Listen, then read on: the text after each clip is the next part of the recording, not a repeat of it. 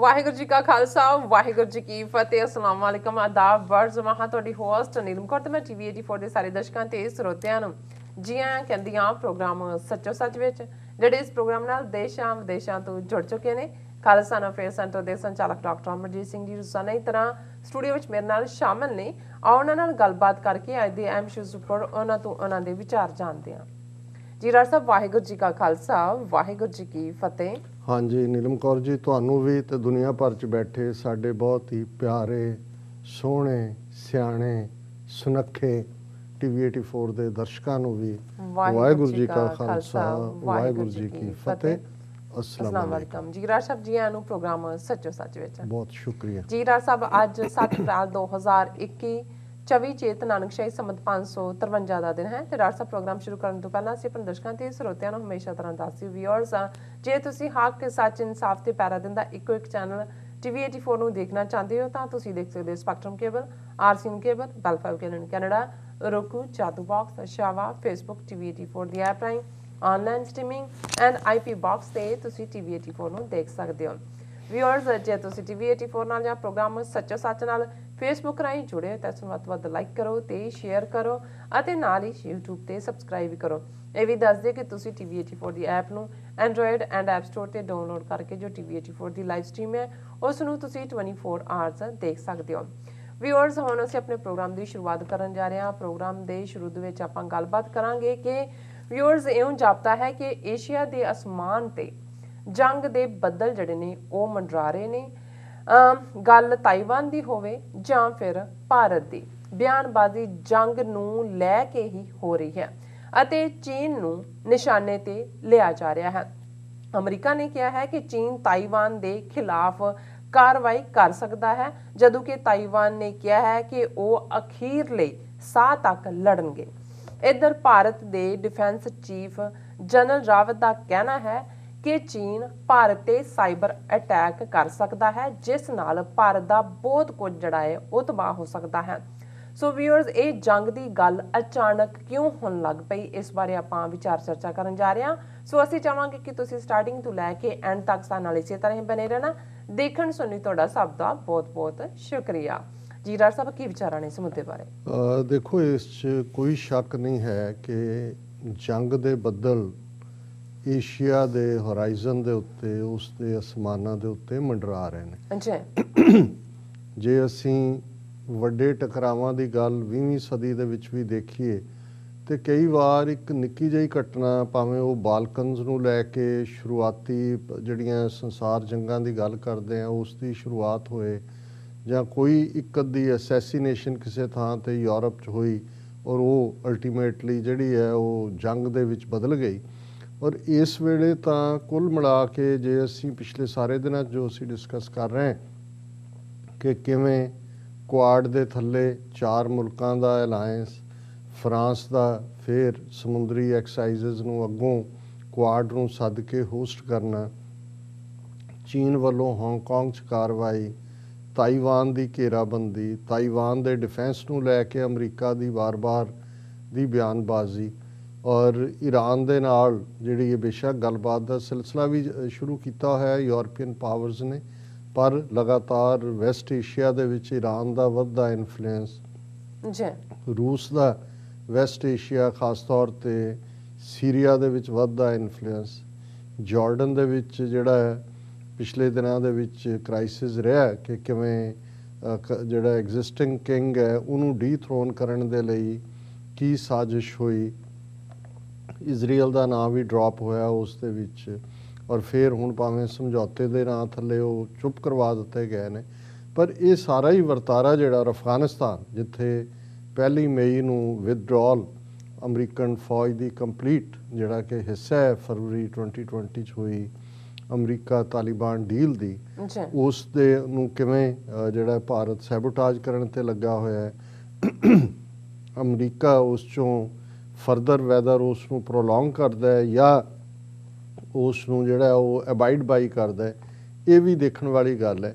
ਪਰ ਇਸ ਸਾਰੇ ਦੀ ਗੱਲ ਵੇਰਵੇ ਨਾਲ ਕਰਨ ਤੋਂ ਪਹਿਲਾਂ ਅਸੀਂ ਅੱਜ ਦੇ ਦਿਨ ਲਗਭਗ 31 ਸਾਲ ਪਹਿਲਾਂ ਜਿਹੜਾ ਇੱਕ ਗੱਭਰੂ ਨੌਜਵਾਨ 14 ਸਾਲ ਦੀ ਉਮਰ 'ਚ ਖਾਲਿਸਤਾਨ ਦੇ ਸੰਘਰਸ਼ 'ਚ ਆਇਆ ਔਰ 20 ਸਾਲ ਦੀ ਉਮਰ 'ਚ ਜਿਸ ਨੇ ਅੱਜ ਤੋਂ ਠੀਕ 31 ਸਾਲ ਪਹਿਲਾਂ ਸ਼ਹੀਦੀ ਪਾਈ, ਉਹਨਾਂ ਦਾ ਜ਼ਿਕਰ ਕਰਨਾ ਜ਼ਰੂਰੀ ਸਮਝਦੇ ਹਾਂ। ਭਾਈ ਜੁਗਰਾਜ ਸਿੰਘ, ਜਿਨ੍ਹਾਂ ਦੀ ਐਕਟੀਵਿਟੀ, ਜਿਨ੍ਹਾਂ ਦੀ ਬਹਾਦਰੀ, ਜਿਨ੍ਹਾਂ ਦੀ ਡੈਸ਼ਿੰਗ ਪਰਸਨੈਲਿਟੀ ਨੂੰ ਦੇਖਦੇ ਹਾਂ, ਇਹ ਬਹੁਤ ਵਾਰ ਜਿਹੜੇ ਅਵਾਰਡ ਸਰਕਾਰਾਂ ਤਾਂ ਆਪਣੇ ਮੁਤਾਬਕ ਦੇਖਦੀਆਂ ਨੇ ਕੌਣ ਉਹਨਾਂ ਦੇ ਫਿੱਟ ਹੁੰਦਾ ਹੈ, ਉਹ ਅਵਾਰਡ ਦਿੰਦੀਆਂ ਨੇ, ਉਹਨਾਂ ਦੇ ਨਾਂ ਰੱਖੇ ਹੋਏ ਨੇ, ਪਰ ਅਸਲ ਅਵਾਰਡ ਹੁੰਦਾ ਜਿਹੜੇ ਲੋਕ ਦਿੰਦੇ ਨੇ ਕਿਸੇ ਦੀ ਵੀ ਸ਼ਖਸੀਅਤ ਨੂੰ। ਜੇ ਰਣਜੀਤ ਸਿੰਘ, ਜਿਨ੍ਹਾਂ ਨੇ 5 ਦਰਿਆਵਾਂ ਦੀ ਧਰਤੀ ਦੇ ਉੱਤੇ ਹੀ ਨਹੀਂ, ਕਿੱਥੇ ਲੱਦਾਖ ਤੱਕ, ਕਿੱਥੇ ਦਰਾ ਖੈਬਰ ਤੱਕ ਔਰ ਕਿੱਥੇ ਸਿੰਧ ਤੱਕ ਜਿਹੜਾ ਔਰ ਆਪਣੀ ਹਕੂਮਤ ਕਾਇਮ ਕੀਤੀ, ਸ਼ੇਰੇ ਪੰਜਾਬ ਉਹਨਾਂ ਨੂੰ ਲੋਕਾਂ ਨੇ ਕਿਹਾ,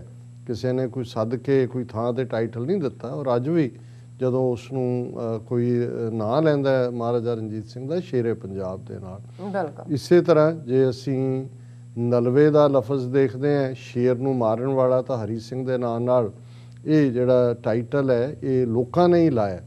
ਔਰ ਇਸੇ ਹਵਾਲੇ ਨਾਲ ਜੇ ਅਸੀਂ ਅੱਜ ਦੇ ਦੌਰ ਵਿੱਚ ਦੇਖੀਏ, ਜੁਝਾਰੂ ਲਹਿਰ ਦੇ ਵੇਲੇ ਜੇ ਸੰਤ ਭਿੰਡਰਾਂ ਵਾਲਿਆਂ ਨੂੰ 20ਵੀਂ ਸਦੀ ਦਾ ਮਹਾਨ ਸਿੱਖ ਐਲਾਨਿਆ ਗਿਆ, ਔਰ ਜ਼ਾਹਰ ਹੈ ਕਿ ਉਹਨਾਂ ਦੀ ਸ਼ਹਾਦਤ, ਉਹਨਾਂ ਦੀ ਬਹਾਦਰੀ ਅੱਜ ਇੱਕ ਉਸ ਸਿੰਬਲ ਵਾਂਗ ਹੀ ਨਹੀਂ, ਇੱਕ ਮੋਟੀਵੇਸ਼ਨ, ਇੱਕ ਲਾਈਵ ਕਰੈਕਟਰ ਦੇ ਤੌਰ ਤੇ ਜਿਹੜੀ ਹੈ ਉਹ ਸੰਘਰਸ਼ ਦੀ ਅਗਵਾਈ ਕਰਦੀ ਹੈ, ਤੇ ਇਹ ਕੋਈ ਅਤਕਥਨੀ ਨਹੀਂ ਹੈ। ਇਸੇ ਤਰ੍ਹਾਂ ਜਿਸ ਨੌਜਵਾਨ ਦਾ ਸ਼ਹੀਦੀ ਦਿਨ ਸੰਬੰਧੀ ਮੈਂ ਅੱਜ ਮੈਂਸ਼ਨ ਕੀਤਾ ਹੈ, 31 ਵਰ੍ਹੇ ਪਹਿਲਾਂ ਜਿਨ੍ਹਾਂ ਨੇ ਸ਼ਹੀਦੀ ਪਾਈ, ਉਹਨਾਂ ਨੂੰ ਲੋਕਾਂ ਨੇ ਨਾਂ ਤੂਫਾਨ ਸਿੰਘ ਦਿੱਤਾ ਔਰ ਜੁਗਰਾਜ ਸਿੰਘ ਉਹਨਾਂ ਦਾ ਨਾਂ ਸੀ। ਔਰ ਕਿਵੇਂ 14 ਸਾਲ ਦੀ ਉਮਰ 'ਚ ਨੇ ਜਦੋਂ ਦਰਬਾਰ ਸਾਹਿਬ ਤੇ ਫੌਜੀ ਹਮਲਾ ਹੁੰਦਾ ਜੂਨ 1984 'ਚ, ਆਪਣੇ ਉਹ ਪਿਤਾ ਨੂੰ ਕਹਿੰਦੇ ਨੇ ਕਿ ਭਾਈ ਮੈਂ ਹੁਣ ਘਰੇ ਨਹੀਂ ਰਹਿਣਾ, ਮੈਂ ਪਹਿਲਾਂ ਅੰਮ੍ਰਿਤ ਛਕਣਾ ਹੈ। ਉਹਨਾਂ ਨੇ ਕਿਹਾ ਵੀ ਦੇਖ, ਤੇਰੀਆਂ 5 ਭੈਣਾਂ ਨੇ, ਉਹ 5 ਭੈਣਾਂ ਦਾ ਇੱਕੋ ਇੱਕ ਭਰਾ ਸੀ, ਇਹਨਾਂ ਦੀ ਰਾਖੀ ਕੌਣ ਕਰੇਗਾ? ਔਰ ਉਹਨੇ ਕਿਹਾ ਜੀ ਮੈਂ ਜਿੱਥੇ ਸਾਰੇ ਪੰਥ ਦੀਆਂ, ਪੰਜਾਬ ਦੀਆਂ ਧੀਆਂ ਅੱਜ ਬੇਪਤ ਹੋ ਰਹੀਆਂ ਨੇ, ਮੈਂ ਉਸ ਰਸਤੇ ਤੇ ਤੁਰਨਾ ਹੈ, ਬਾਕੀ ਗੁਰੂ ਰਾਖਿਆ ਬਾਕੀ ਸਾਰਿਆਂ ਦਾ। ਔਰ ਜਿਵੇਂ ਉਹ ਮੈਦਾਨ ਦੇ ਵਿੱਚ ਨਿੱਤਰੇ, ਕਿਵੇਂ ਉਹ 6-7 ਸਿੰਘਾਂ ਦੇ ਨਾਲ ਹੁਸ਼ਿਆਰਪੁਰ ਦੀ ਜੇਲ੍ਹ ਚੋਂ ਭੱਜੇ, ਜਦੋਂ ਕਿ ਬੱਚਾ ਹੁੰਦਿਆਂ ਹੀ ਬਿਲੋ ਸੀ, ਪਹਿਲਾਂ ਤਾਂ ਸੰਗਰੂਰ ਜੇਲ੍ਹ 'ਚ ਉਹਨਾਂ ਨੂੰ ਭੇਜਿਆ ਗਿਆ, ਫਿਰ ਕਿਹਾ ਗਿਆ ਵੀ ਇਹ ਤਾਂ ਮਾਈਨਰ ਹੈ ਔਰ ਭੇਜ ਦਿੱਤਾ ਗਿਆ ਹੁਸ਼ਿਆਰਪੁਰ, ਉੱਥੋਂ ਉਹਨਾਂ ਨੇ ਐਸਕੇਪ ਕੀਤਾ।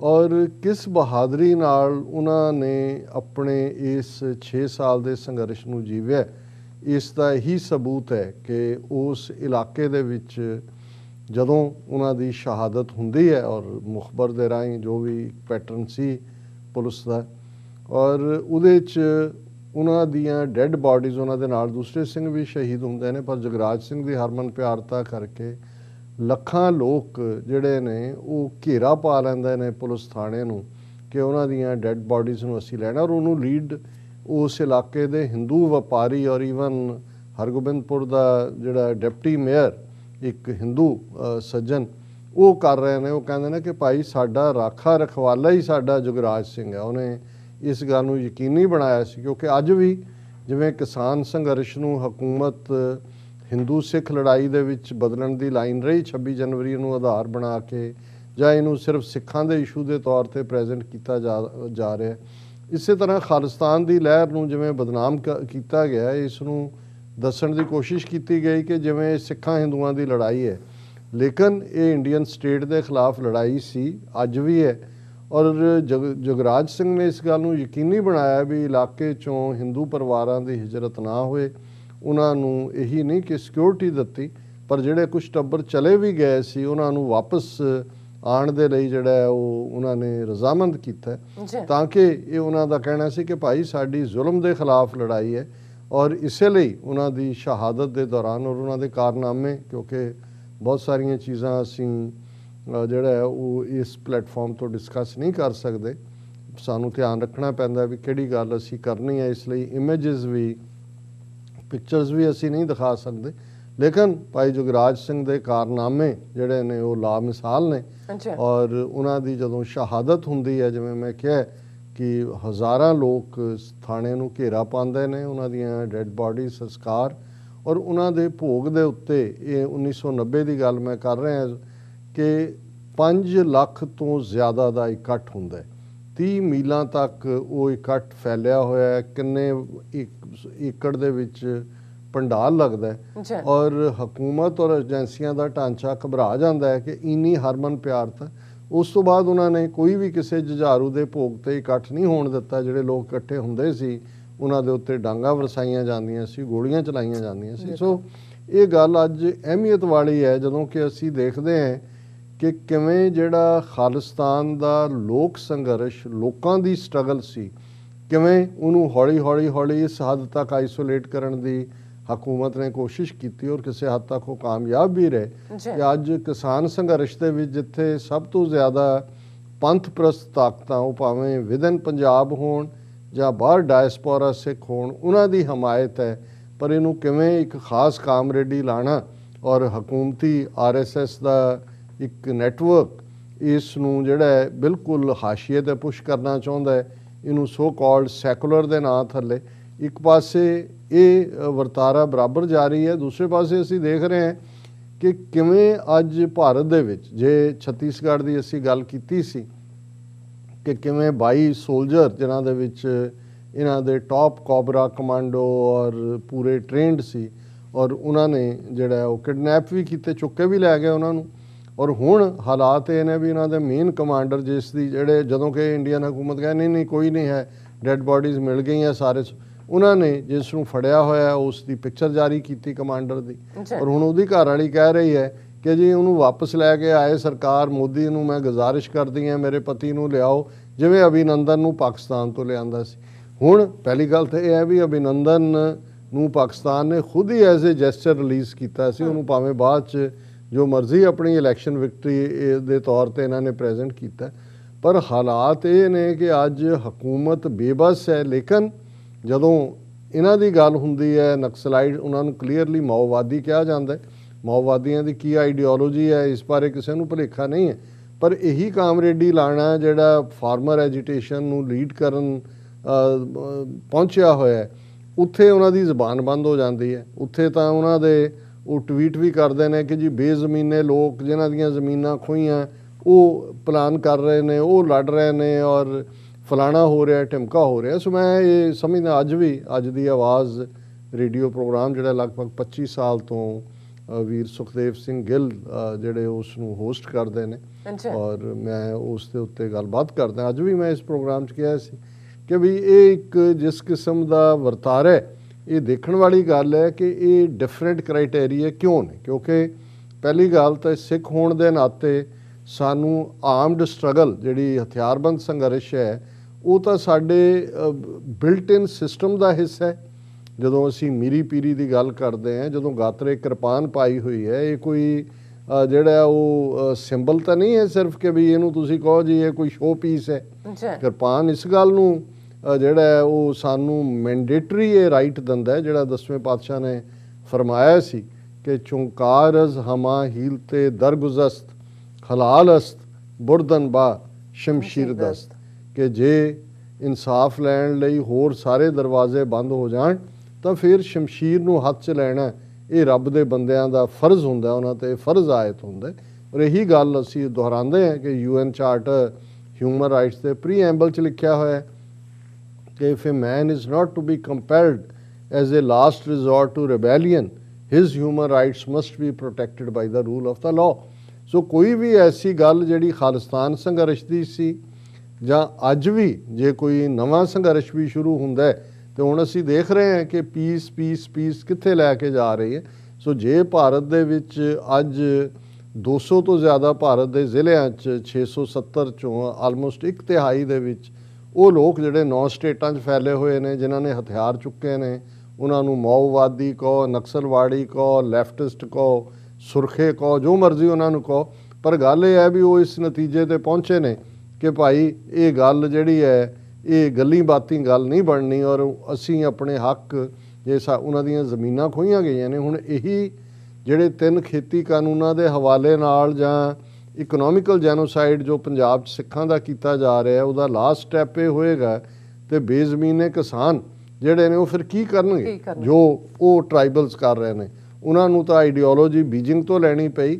ਇੱਥੇ ਤਾਂ ਬਿਲਟ ਇਨ ਹੈ ਸਿੱਖਾਂ ਦੀ ਬੇਸਿਕ ਮੀਰੀ ਪੀਰੀ ਦੀ ਗੱਲ ਸਾਨੂੰ ਗੁਰੂ ਨੇ ਦ੍ਰਿੜ ਕਰਵਾਈ ਹੋਈ ਹੈ ਕਿ ਭਾਈ ਅਸੀਂ ਆਪਣੇ ਹੱਕ ਵੀ ਲੈਣਾ ਜਾਣਦੇ ਹਾਂ। ਸੋ ਅਸੀਂ ਭਾਈ ਜੁਗਰਾਜ ਸਿੰਘ ਉਰਫ ਭਾਈ ਤੂਫਾਨ ਸਿੰਘ ਉਹਨਾਂ ਦੀ ਯਾਦ ਨੂੰ ਅੱਜ ਦਾ ਪ੍ਰੋਗਰਾਮ ਸਮਰਪਿਤ ਵੀ ਕਰਦੇ ਹਾਂ, ਕਿਉਂਕਿ ਇਹ ਨੌਜਵਾਨ ਸਾਡੇ ਲਈ ਹਮੇਸ਼ਾ ਹੀ ਮੋਟੀਵੇਸ਼ਨ ਨੇ ਔਰ ਉਹਨਾਂ ਦੇ ਉੱਤੇ ਫਿਲਮ ਵੀ ਬਣੀ ਹੈ ਔਰ ਅੱਜ ਸਾਰੇ ਸੋਸ਼ਲ ਮੀਡੀਆ ਦੇ ਉੱਤੇ ਉਹਨਾਂ ਦੀ ਬਹਾਦਰੀ ਦੀ ਚਰਚਾ ਸੀ। ਔਰ ਇਹ ਵੀ ਦੱਸਦਾ ਹੈ ਕਿ ਭਾਈ ਅਣਖ ਔਰ ਗੈਰਤ ਲਈ ਕੋਈ ਉਮਰ ਜਿਹੜੀ ਹੈ ਉਹਦਾ ਤਕਾਜ਼ਾ ਨਹੀਂ ਹੁੰਦਾ। 14 ਸਾਲਾਂ ਦਾ ਗੱਭਰੂ 10ਵੀਂ ਪਾਸ ਕਰਕੇ ਨਿਕਲਦਾ ਔਰ ਫਿਰ ਜਿਹੜਾ ਹੈ ਉਹ ਆਪਣੇ ਘਰ ਦੇ ਸੁੱਖ ਔਰ ਆਪਣੀਆਂ ਸਾਰੇ ਤੋਂ ਸੁਰਖਰੂ ਹੋ ਕੇ ਆਪਣੀਆਂ ਜ਼ਿੰਮੇਵਾਰੀ ਉਹ ਸਮਝਦਾ ਵੀ ਮੇਰੀ ਕੌਮੀ ਜ਼ਿੰਮੇਵਾਰੀ ਹੈ। ਹੁਣ ਗੱਲ ਉਸ ਭਾਰਤ ਦੀ ਜਿੱਥੇ ਇਹ ਸਭ ਚੱਲ ਰਿਹਾ ਹੈ ਔਰ ਇਹ ਜਿਹੜਾ ਭਾਰਤ ਅਮਨ ਪੀਸ ਔਰ ਇਹ ਉਹ ਦਾ ਬਾਹਰ ਸਬਕ ਸਿਖਾਉਂਦਾ ਸੀ। ਇਹ ਛੱਤੀਸਗੜ੍ਹ ਘਟਨਾ ਨੇ ਇਹਨਾਂ ਦੀ ਇਨਰ ਸਿਕਿਉਰਿਟੀ ਦਾ ਕੀ ਨੈਟਵਰਕ ਹੈ, ਕਿੰਨਾ ਪੇਤਲਾ ਹੈ, ਕਿੰਨਾ ਇਹ ਵਲਨਰੇਬਲ ਨੇ, ਉਹਨੂੰ ਵੀ ਐਕਸਪੋਜ਼ ਕੀਤਾ ਹੈ। ਹੁਣ ਗੱਲ ਅਸੀਂ ਕਿਉਂਕਿ ਅੱਜ 2-3 ਪ੍ਰੋਮੀਨੈਂਟ ਖਬਰਾਂ ਜੇ ਤਾਈਵਾਨ ਦੇ ਹਵਾਲੇ ਨਾਲ ਦੇਖੀਏ, ਅਸੀਂ ਕੁਆਡ ਐਕਸਾਈਜ਼ਸ ਔਰ ਜਾਪਾਨ ਦੀ ਹੋਸਟ ਕੀਤੀ, ਈਸਟਰਨ ਓਸ਼ਨ ਇੰਡੀਅਨ ਦੇ ਵਿੱਚ ਗੱਲ ਕੀਤੀ, ਲੇਕਿਨ ਤਾਈਵਾਨ ਦਾ ਮਾਮਲਾ ਜਿਹੜਾ ਹੈ ਜਿਸ ਨੂੰ ਕਦੇ ਵੀ ਚੀਨ ਨੇ ਜਦੋਂ ਵੀ ਉਹਨਾਂ ਨੇ ਜਿਸ ਮੁਲਕ ਨਾਲ ਡਿਪਲੋਮੈਟਿਕ ਰਿਲੇਸ਼ਨ ਐਸਟੈਬਲਿਸ਼ ਕੀਤੇ ਇੱਕ ਸ਼ਰਤ ਇਹ ਹੀ ਸੀ ਕਿ ਭਾਈ ਵਨ ਚਾਈਨਾ ਪਾਲਿਸੀ, ਕਿ ਕੋਈ ਤੁਸੀਂ ਤਾਈਵਾਨ ਨਾਲ ਡਿਪਲੋਮੈਟਿਕ ਸੰਬੰਧ ਨਹੀਂ ਬਣਾਓਗੇ, ਕੋਈ ਐਕਸਚੇਂਜਸ ਨਹੀਂ ਹੋਣਗੀਆਂ। ਔਰ ਜਦੋਂ ਇਹ ਚੀਨ ਨੇ ਅਮਰੀਕਾ ਨੂੰ ਮਨਵਾਇਆ ਨਿਕਸਨ ਈਰਾ ਦੇ ਵਿੱਚ, ਹੈਨਰੀ ਕਿਸਿੰਜਰ ਸੈਕਟਰੀ ਆਫ ਸਟੇਟ ਸੀ, ਉਦੋਂ ਤਾਈਵਾਨ ਜਿਹੜਾ ਆਪਣੇ ਆਪ ਨੂੰ ਪੀਪਲਜ਼ ਰਿਪਬਲਿਕ ਆਫ ਚਾਈਨਾ ਕਹਿੰਦਾ ਹੈ, ਪਹਿਲਾਂ ਇਹਦਾ ਨਾਮ ਫਾਰਮੂਸਾ ਸੀ, ਉਹ ਨਾਲੋਂ ਸੰਬੰਧ ਤੁੜਵਾਏ। ਹਾਲਾਂਕਿ ਅਮਰੀਕਾ ਹਥਿਆਰ ਔਰ ਮਿਜ਼ਾਈਲਾਂ ਔਰ ਦੂਸਰੀਆਂ ਚੀਜ਼ਾਂ ਦਿੰਦਾ ਰਿਹਾ, ਤਾਈਵਾਨ ਇਕਨੋਮਿਕਲੀ ਕਾਫੀ ਪ੍ਰੋਸਪਰਸ ਹੈ ਔਰ ਉਹ ਆਪਣੇ ਆਪ ਨੂੰ ਜਿਹੜਾ ਉਹ ਇੰਡੀਪੈਂਡੈਂਟ ਸ਼ੋਅ ਕਰਨਾ ਚਾਹੁੰਦਾ ਹੈ। ਪਰ ਚਾਈਨਾ ਨੇ ਇਹ ਬਿਲਕੁਲ ਪਹਿਲੇ ਦਿਨ ਤੋਂ ਕਲੀਅਰ ਕੀਤਾ ਹੋਇਆ ਕਿ ਇਹ ਸਾਡਾ ਮੇਨ ਸਟ੍ਰੀਮ ਚਾਈਨਾ ਦਾ ਹਿੱਸਾ ਹੈ ਔਰ ਅਸੀਂ ਇਹਨੂੰ ਰਹਿਣਾ। ਔਰ ਹੁਣ ਜਿਵੇਂ ਚਾਈਨਾ ਦਾ ਐਗਰੈਸਿਵ ਸਟੈਂਸ, ਉਹਦੀ ਪਾਵਰਫੁਲ ਇਕੋਨਮੀ, ਹਾਂਗਕਾਂਗ ਦੇ ਵਿੱਚ ਉਹਨਾਂ ਨੇ ਜਿਹੜੀ ਹੈ ਜਿਵੇਂ ਬੋਲਡਲੀ ਦਖਲਅੰਦਾਜ਼ੀ ਕੀਤੀ, ਬਿਨਾਂ ਕਿਸੇ ਦੀ ਪਰਵਾਹ ਕੀਤੇ ਭਾਰਤ ਨੂੰ ਸਬਕ ਸਿਖਾਇਆ, ਪੂਰਾ ਗਲਵਾਨ ਵੈਲੀ ਤੋਂ ਲੈ ਕੇ ਔਰ ਇਹਨਾਂ ਨੂੰ ਬੰਦੇ ਦਾ ਪੁੱਤ ਬਣਾਇਆ। ਔਰ ਹੁਣ ਜਿਉਂ ਹੀ ਇਹ ਕੁਆਡ ਦੇ ਥੱਲੇ ਔਰ ਦੂਸਰੀਆਂ ਐਕਸਾਈਜ਼ਸ ਉੱਥੇ ਕਰਕੇ ਹਟੇ ਨੇ, ਚਾਈਨਾ ਨੇ ਤਾਈਵਾਨ ਦੇ ਆਲੇ ਦੁਆਲੇ ਆਪਣਾ ਜਹਾਜ਼ਾਂ ਦਾ ਜਿਹਨੂੰ ਤੁਸੀਂ ਕਹੋ ਕਿ ਇੱਕ ਕੁੰਡਲ ਵੀ ਬਣਾਇਆ। ਉਹਨਾਂ ਨੇ ਜਿਹੜਾ ਉਹਨਾਂ ਦੇ ਏਅਰ ਦੇ ਵਿੱਚ ਵੀ ਉਹਨਾਂ ਦੇ ਜੈਟਸ ਨੇ ਜਿਹੜਾ ਉਹ ਸਰਕਲ ਕੀਤਾ ਔਰ ਇੱਕ ਘਬਰਾਹਟ ਵੀ ਹੈ ਤਾਈਵਾਨ 'ਚ ਇਸ ਮਾਮਲੇ ਨੂੰ ਲੈ ਕੇ। ਅਮਰੀਕਾ ਨੇ ਵੀ ਇਸ ਦੇ ਉੱਤੇ ਬਿਆਨਬਾਜ਼ੀ ਕੀਤੀ ਹੈ ਔਰ ਹੁਣ ਤਾਂ ਇਹਨਾਂ ਦੇ ਅਮਰੀਕਾ ਦੇ ਥਿੰਕ ਟੈਂਕਸ ਦੇ ਵਿੱਚ ਔਰ ਪੈਂਟਾਗਨ 'ਚ ਇਹ ਡਿਸਕਸ਼ਨ ਹੋ ਰਹੀ ਹੈ ਕਿ ਜੇ ਚਾਈਨਾ ਆਕੂਪਾਈ ਕਰ ਲਏ ਤਾਈਵਾਨ ਨੂੰ, ਬੇਸ਼ੱਕ ਫੀਅਰਸ ਫਾਈਟ ਹੋਏਗੀ, ਉਹਨਾਂ ਦੇ ਕੋਲ ਵੀ ਕਾਫੀ ਇਕਵਿਪਮੈਂਟ ਤਾਈਵਾਨ, ਪਰ ਚੀਨ ਦਾ ਤਾਂ ਕੋਈ ਮੁਕਾਬਲਾ ਨਹੀਂ, ਤੇ ਅਮਰੀਕਾ ਕੀ ਕਰੇਗਾ? ਕੀ ਅਮਰੀਕਾ ਉਹ ਆਪਣੀ ਫੌਜ ਉੱਥੇ ਭੇਜ ਦੇਗਾ, ਆਪਣੀ ਨੇਵੀ ਭੇਜੇਗਾ, ਚਾਈਨਾ ਦੇ ਖਿਲਾਫ ਜੰਗ ਡਿਕਲੇਅਰ ਕਰੇਗਾ? ਔਰ ਜਿਵੇਂ ਅਸੀਂ ਕਿਹਾ ਵੀ ਕਦੇ ਬਾਲਟਿਕ ਸਟੇਟਾਂ 'ਚ ਔਰ ਦੂਸਰੇ 'ਚ ਇੱਕ ਨਿੱਕੀ ਜਿਹੀ ਘਟਨਾ ਨੇ ਵਰਲਡ ਵਾਰ ਨੂੰ ਖੜਾ ਕਰ ਦਿੱਤਾ ਸੀ, ਇਸ ਵੇਲੇ ਤਾਈਵਾਨ ਦੀ ਸਿਚੁਏਸ਼ਨ ਇਸ ਕਿਸਮ ਦੀ ਬਣਦੀ ਜਾ ਰਹੀ ਹੈ। ਔਰ ਪਹਿਲਾਂ ਅਮਰੀਕਾ ਦੇ ਹਵਾਲੇ ਨਾਲ ਖਬਰ ਇਹ ਹੈ ਕਿ US military sites risk of Beijing's move against Taiwan, ਕਿ ਭਾਈ ਇਹ ਜੇ ਤਾਈਵਾਨ ਬੀਜਿੰਗ ਜ਼ਾਰਾ ਪੀਪਲਜ਼ ਰਿਪਬਲਿਕ ਮੇਨ ਜਿਹੜਾ ਮੁਲਕ ਹੈ ਉਹ ਕੁਛ ਕਰਦਾ ਤਾਂ American military is warning that China is probably accelerating its timetable for capturing control of Taiwan, the island democracy that has been the chief source of tension between Washington and Beijing for decades and is widely seen as the most likely trigger for a potentially catastrophic US-China war। ਕਿ ਵੀ ਇਹ ਤਾਂ ultimately ਹਰ ਇੱਕ ਨੂੰ ਸੀ ਕਿ ਵੀ China ਨੇ ਇੱਕ ਦਿਨ ਲੈਣਾ ਤਾਈਵਾਨ ਨੂੰ, ਪਰ ਇਹ ਅਮਰੀਕਨ ਅਸੈਸਮੈਂਟ ਇਹ ਹੈ ਕਿ ਵੀ ਉਸ ਟਾਈਮ ਟੇਬਲ ਨੂੰ ਜਿਹੜਾ ਚਾਈਨਾ ਅਜੇ ਲਿੰਗਰ ਔਨ ਕਰ ਰਿਹਾ ਸੀ, ਸ਼ਾਇਦ ਉਹ ਜਿਹੜਾ ਉਹਨਾਂ ਨੇ ਐਕਸਲਰੇਟ ਕਰ ਦਿੱਤਾ ਹੈ ਜਾਂ ਕਿਸੇ ਵੇਲੇ ਵੀ ਚੀਨ ਇਸ ਕਿਸਮ ਦੀ ਕਾਰਵਾਈ ਕਰ ਸਕਦਾ ਹੈ। The worry about Taiwan comes as China wields new strength from years of military build-up. It has become more aggressive with Taiwan and more assertive in sovereignty disputes in the South China Sea। ਔਰ ਇਹ ਉਹਨਾਂ ਨੇ ਕਿਹਾ ਜੀ Beijing ਜ਼ਿਆਦਾ ਕਨਫਰੰਟੇਸ਼ਨਿਸਟ ਵੀ ਹੋ ਗਿਆ ਔਰ ਇਹ ਸਾਰੇ ਦੇ ਵਿੱਚ ਉਹਦਾ ਬਿਲਟਅਪ ਵੀ ਬੜੀ ਤੇਜ਼ੀ ਦੇ ਨਾਲ ਵਧਿਆ। ਔਰ ਲੇਕਿਨ ਉਹਨਾਂ ਦਾ ਇਹ ਵੀ ਕਹਿਣਾ ਹੈ ਕਿ military move against Taiwan however would be a test of US support for the island that Beijing views as a breakaway province, ਕਿ ਉਹ ਤਾਂ ਚਾਈਨਾ ਕਹਿੰਦਾ ਵੀ ਇਹ ਟੁੱਟਿਆ ਸਾਡੇ ਨਾਲੋਂ। ਔਰ ਇਹ ਹੁਣ ਦੇਖਣਾ ਪਏਗਾ ਕਿ ਇਹਦੇ 'ਚ ਈਵਨ ਜਿਹੜਾ ਐਡਮ ਫਿਲਿਪ ਡੇਵਿਡਸਨ ਜਿਹੜਾ most senior US military commander ਹੈ ਏਸ਼ੀਆ ਪੈਸੀਫਿਕ ਰੀਜਨ 'ਚ, ਉਹਨੇ ਅਜੇ ਪਿਛਲੇ ਦਿਨਾਂ 'ਚ ਹੀ ਸੈਨੇਟ ਪੈਨਲ ਨੂੰ ਜਿਹੜੀ ਹੈ ਹੀਅਰਿੰਗ ਦੇ ਵੇਲੇ ਕਿਹਾ ਸੀ ਕਿ we have indications that the risks are actually going up, ਵੱਧ ਰਹੇ ਨੇ। ਔਰ ਇਸ ਸਾਰੇ 'ਚੋਂ ਇਹ ਤਾਂ ਅਮਰੀਕਾ ਦਾ ਪਰਸਪੈਕਟਿਵ ਹੈ। ਹੁਣ ਤਾਈਵਾਨ ਦਾ ਫੋਰਨ ਮਿਨਿਸਟਰ ਖੁੱਲ੍ਹਾ ਇਹ ਕਹਿੰਦਾ ਕਿ ਇਹ ਸਾਰੇ ਦੇ ਵਿੱਚ Taiwan will fight to the very last day. ਹੁਣ ਜਦੋਂ ਤੁਸੀਂ ਇਸ ਕਿਸਮ ਦੀ ਬਿਆਨਬਾਜ਼ੀ ਕਰੋ, ਇਹਦਾ ਮਤਲਬ ਹੈ ਕਿ ਗਰਾਊਂਡ ਦੇ ਉੱਤੇ ਹਾਲਾਤ ਬਦਤਰ ਨੇ। ਔਰ ਇਹਦੇ 'ਚ ਉਹਨੇ ਕਿਹਾ ਕਿ ਤਾਈਵਾਨ ਦੇ ਫੋਰਨ ਮਿਨਿਸਟਰ ਨੇ ਇਹ ਬਿਆਨ ਦਿੱਤਾ ਹੈ, ਜੋਸਫ ਵੂ ਦਾ ਨਾਂ ਹੈ। ਉਹਨਾਂ ਨੇ ਕਿਹਾ ਕਿ ਵੀ ਇਹ ਇੱਕ ਪਾਸੇ ਚਾਈਨਾ ਸਾਨੂੰ ਹੁਣ ਤਾਈਵਾਨ ਦਾ ਇੱਕ ਬੜਾ ਵਰਸਟ ਟ੍ਰੇਨ ਐਕਸੀਡੈਂਟ ਹੋਇਆ ਵੀ ਕੰਡੋਲੈਂਸਿਸ ਵੀ ਦੇ ਰਿਹਾ, ਪਰ ਨਾਲ ਦੀ ਨਾਲ ਉਹ ਐਗਰੈਸਿਵ ਸਟੈਂਸ ਕਰ ਰਿਹਾ। ਔਰ ਉਹਦੇ 'ਚ ਹੋਇਆ ਕਿ mister ਵੂ noted China flu 10 war planes into Taiwan's air defense identification zone on Monday and deployed an aircraft carrier group for exercises near Taiwan।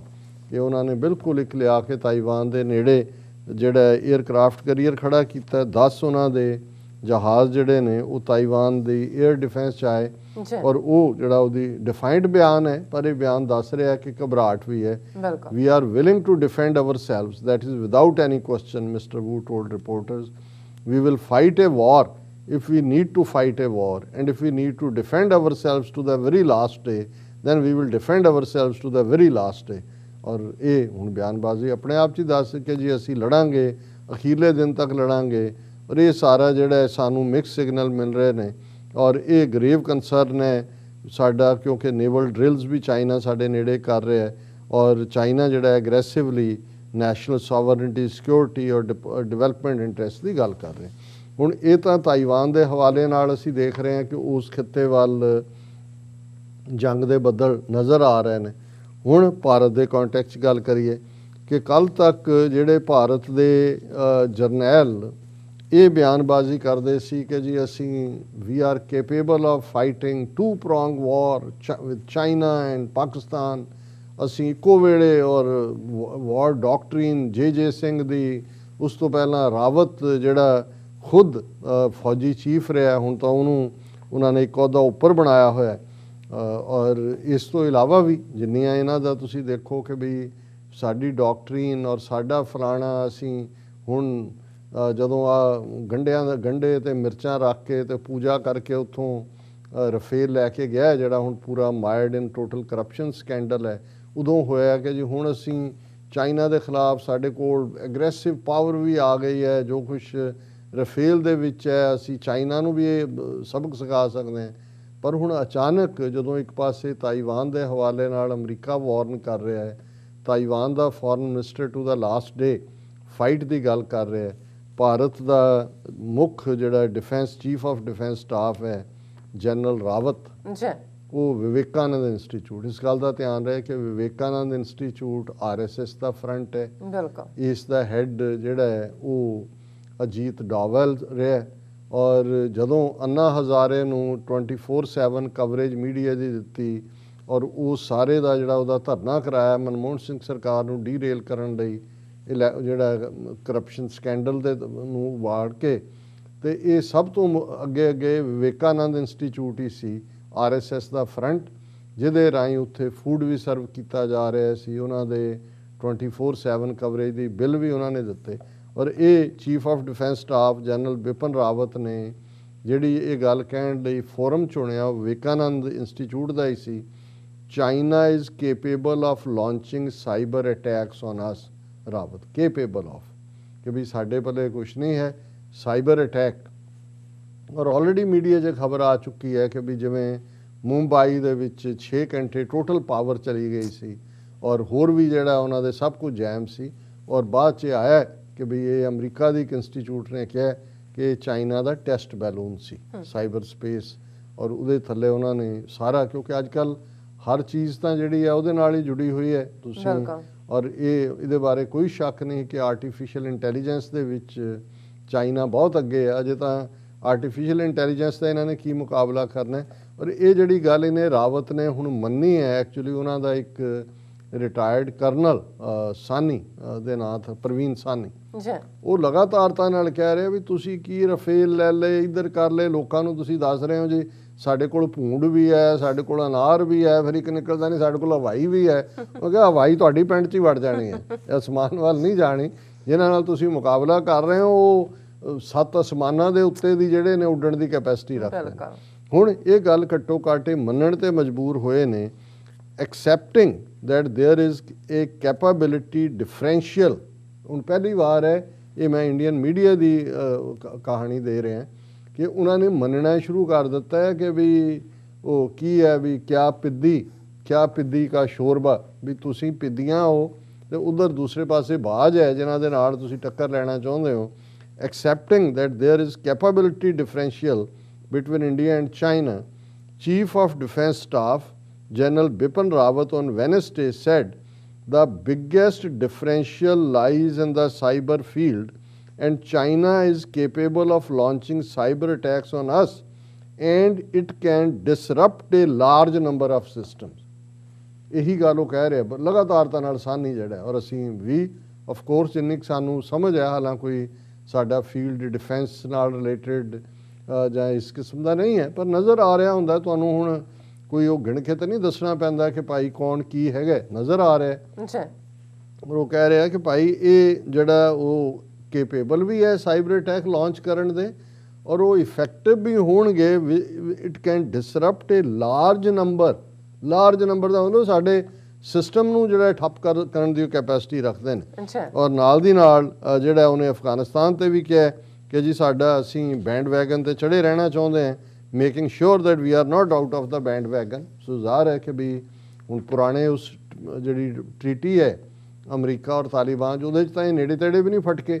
ਸੋ ਜਦੋਂ ਇਹ ਕਹਿ ਰਹੇ ਨੇ ਜੇ ਅਸੀਂ ਚੜੇ ਰਹਿਣਾ ਚਾਹੁੰਦੇ ਤਾਂ ਮਤਲਬ ਹੈ ਵੀ ਅਸੀਂ ਜਿਹੜੀ ਗੱਲ ਕਹਿ ਰਹੇ ਹਾਂ ਵੀ ਇਹ ਸੈਬੋਟਾਜ ਕਰ ਰਹੇ ਨੇ ਉਹ ਸਾਰਿਆਂ ਨੂੰ।